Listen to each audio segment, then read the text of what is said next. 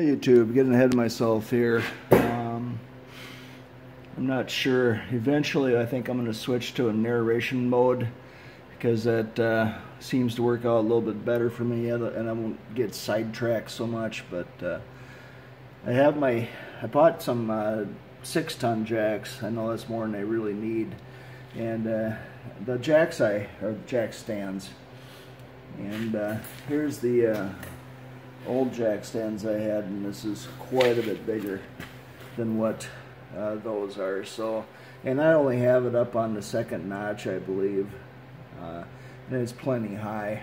I hope so, but I'm just getting some kind of taking a good close look at everything here, seeing if there's anything I need to replace. I did not go with the tie rod end, and but I did go with all new shocks. Of course, you have to if you're putting a lift kit on, and I did go with new brake lines also. I didn't really want to move that point where the brake line hooked on. I just wanted to put on a steel braided longer brake line. So anyway, probably talking too much now,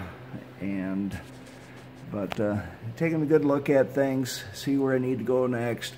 One of the first things I want to do is get underneath here and spray it all down with some Croil oil, and that's the oil that creeps, it says on the can. It's supposed to be some of the best lubricating or penetrating oil out there, I guess. It was plenty expensive. It was like 23 bucks for I got the bigger can. I think it's like over 20 ounce, I believe, but it's quite expensive, and I'm gonna try some of that, see what happens.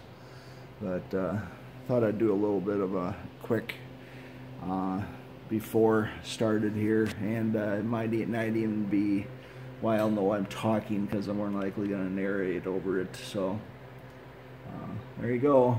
Hopefully gives you kind of an idea what I need to do. Got to replace this, obviously shock, the spring, and the lower control arm. This one does not come with adjustable control arms. I probably am gonna be sorry about that, maybe not, I'm not sure yet, but we'll deal it when we get there. But it does have that control arm does have a bend in it, so that it will allow the front end to go down a little bit further. I think that's what the whole idea with the bend in the rod is. But there we go.